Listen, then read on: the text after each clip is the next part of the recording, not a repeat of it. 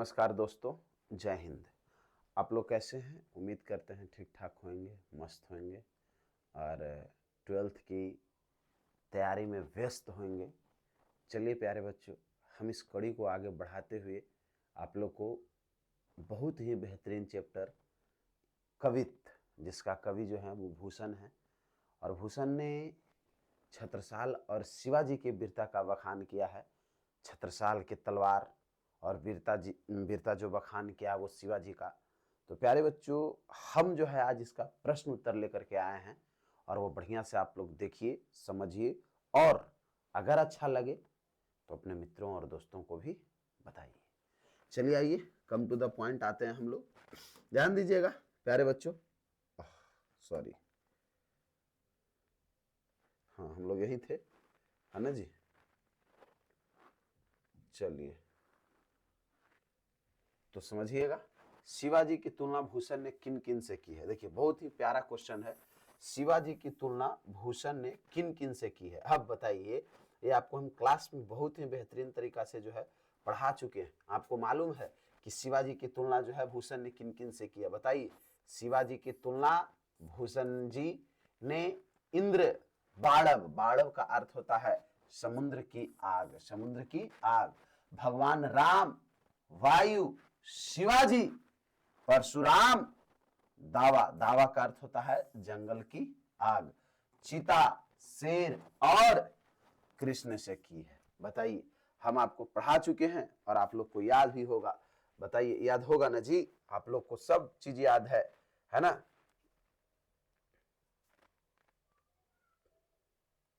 समझ रहे?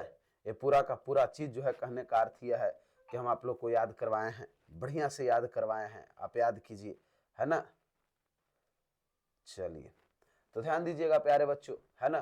तो आपको मालूम हो गया, यानी शिवाजी की तुलना जो है भूषण ने किन किन से किया है। बोलिए, इंद्र से किया है, बाड़व यानी समुद्र की आग से किया है, भगवान राम से, वायु से, शिवाजी का तुलना शिवाजी परशुराम, है ना? शिवाजी नहीं यहां होना चाहिए, है ना? परशुराम, दावा यानी जंगल की आग, चीता, शेर और कृष्ण से की है। चलिए अगला कड़ी की ओर हम चलेंगे। अगला कड़ी है प्यारे बच्चों, अगला की ओर हम बढ़ेंगे। प्रश्न दू क्या कह रहा है प्यारे बच्चों? सुनिएगा, समझिएगा। प्रश्न दू कह रहा है, शिवाजी की तुलना भूषण ने मृगराज से क्यों की है। मृगराज, मृगराज मतलब शेर। बोलिए, मृगराज मतलब क्या? शेर। बताइए किससे? शेर से। क्यों किया है भाई? तो समझिएगा, जिस प्रकार जंगल का राजा सिंह होता है, उसी प्रकार शिवाजी का भी राज इन मलेक्स पर यानी अंग्रेजों पर है। उनकी वीरता, पराक्रम, बल और राज करने की क्षमता को दिखाने के लिए शिवाजी की तुलना भूषण ने मृगराज से की है। दिखाने के लिए शिवाजी की तुलना भूषण ने किससे की है? मृगराज से की है। ठीक है प्यारे बच्चों, चलिए आगे आ जाइए, है ना? यानी शिवाजी एकदम बलशाली थे, है ना? ये मलेच्छ वंश पर शेर शिवराज है। समझ रहे? यानी मलेच्छ वंश पर अगर कोई राज किया है, वो कौन की? शिवाजी। मलेच्छ वंश देखिए एक वंश था, है ना? मलेच्छ वंश जो बुराई, उसका आचरण, लक्षण, समझ रहे? तो उसी को हम लोग जो है मलेच्छ वंश कहते हैं। ध्यान दीजिएगा, जिसके अंदर बुराई हो, कपटी हो।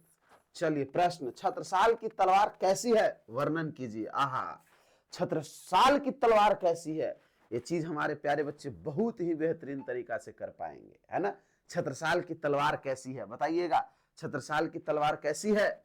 बताइए। छत्रसाल की तलवार सूर्य के प्रलयंकारी किरणों के समान है, जो अंधकार को काटती है, काटते हुए शत्रु के गर्दन पर नागिन की तरह चलती है।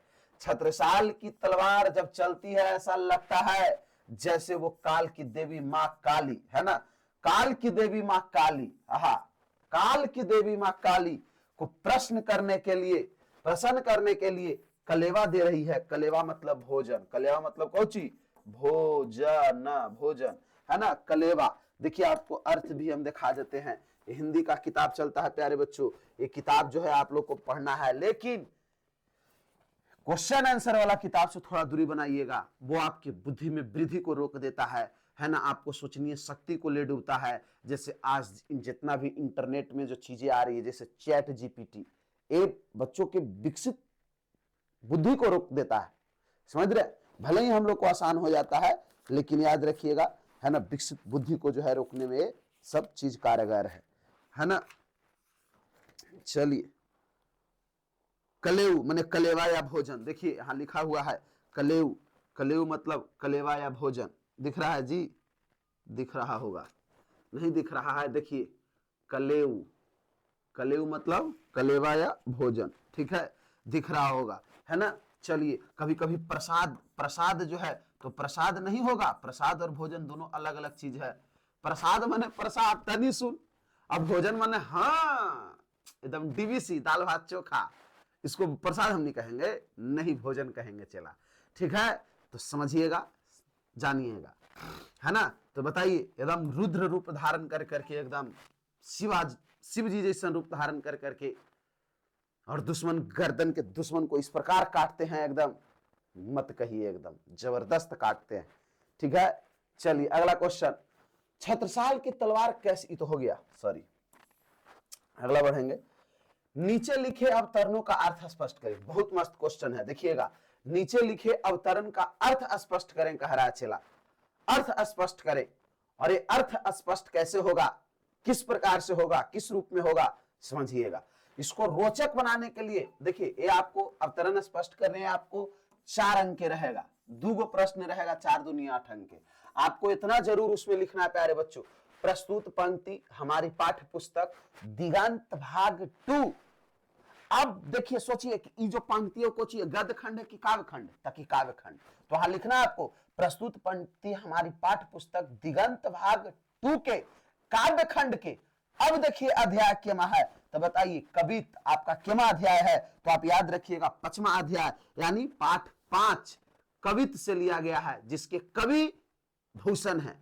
और उसके बाद पैराग्राफ चेंज कर करके, हम यहाँ पैराग्राफ तो चेंज नहीं किए हैं, लेकिन पैराग्राफ चेंज कर करके कि प्रस्तुत पंक्ति के माध्यम से कवि यह कहना चाहते हैं। अब क्या कहना चाहते हैं, जो समझिएगा, क्या कहना चाहते हैं जो समझिए। लगती लपकी कंठ बैरिनी के नागिन सी, लगता है, समझिए क्या लगता है ना, लगती लपकी कंठ बैरिनी के, बैरिनी माने दुश्मन, लगता है कि दुश्मन के गर्दन में छत्रसाल का जो तलवार है वो नागिन की तरह लिपट जाता है, और लिपट करके शत्रु योद्धा के गर्दन को छेद देता है, गर्दन को काट देता है, समझ गए, समझ गए, है ना। फिर कह रहे रुद्र ही रिझावे दे दे मुंडन की माल को, है ना, एकदम जो है वो रुद्र का रूप धारण कर करके, है ना, रुद्र का रूप धारण कर करके, रुद्र ही रिझावे दे दे मुंडन की माल को, इतना मुड़ी काटते हैं, इतना गर्दन काटते हैं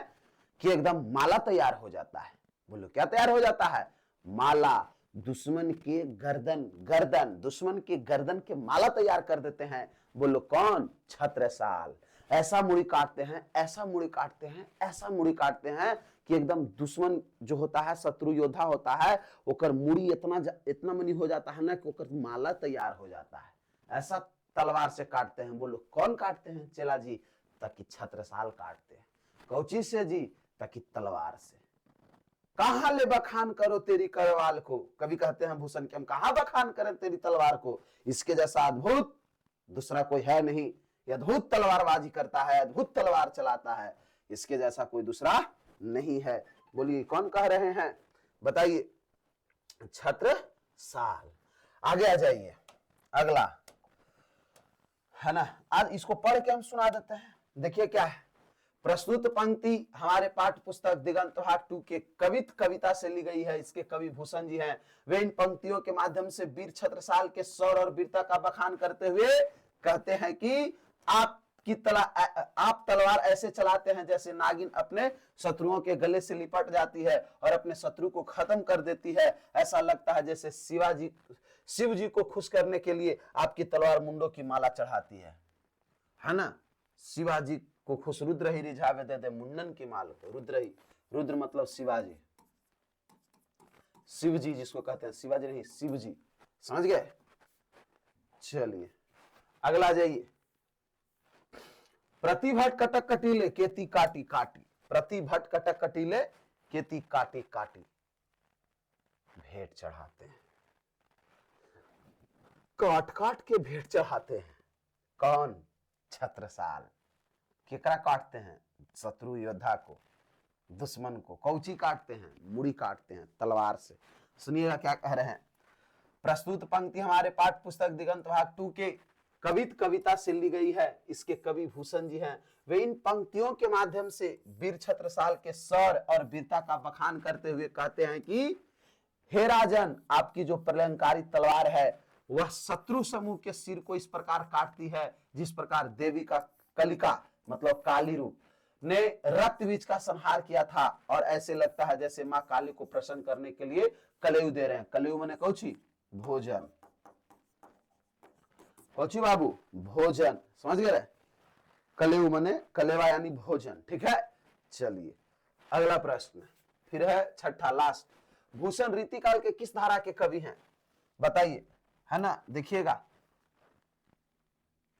वे अन्य रीतिकालीन कवियों से कैसे विशिष्ट हैं? तो इसका उत्तर है भूषण एक रीतिबद्ध आचार्य कवि हैं। उनका अलंकार निरूपण सफल नहीं हो सका, उनका काव्य रूप ही ज्यादा सफल रहा। रीतिकाल में प्रायः सभी कवि श्रृंगार रस लिखते हैं, लेकिन ये अलग लिखे। कौची लिखे भाई? वीर रस को प्रमुखता दिए। बोलो कौन रस के प्रमुखता दिए? चला, वीर रस के प्रमुखता दिए। बोलो कौन? बताइए कौन कौन वीर रस के प्रमुखता दिए? है ना? भूषण। बोलिए कौन बच्चा? भूषण। अगला आ जाइए। रीति काव्य के कवियों की प्रवृत्ति के आधार पर दो भागों में बांटा गया। पहला श्रृंगारिक कवि, दूसरा है ना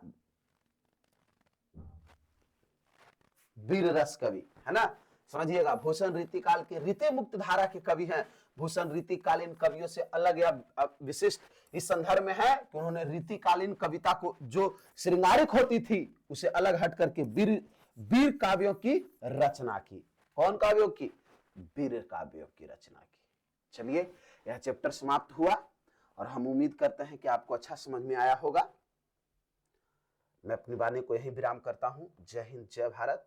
आप हमारे छोटे भाई और बहन को ढेर सारा प्यार मेरी तरफ से और शुभ कामना कि आप बोर्ड में अच्छा अंक लाएं, और आपके माता पिता के चरणों में सादर प्रणाम में अर्पित करता हूं। धन्यवाद।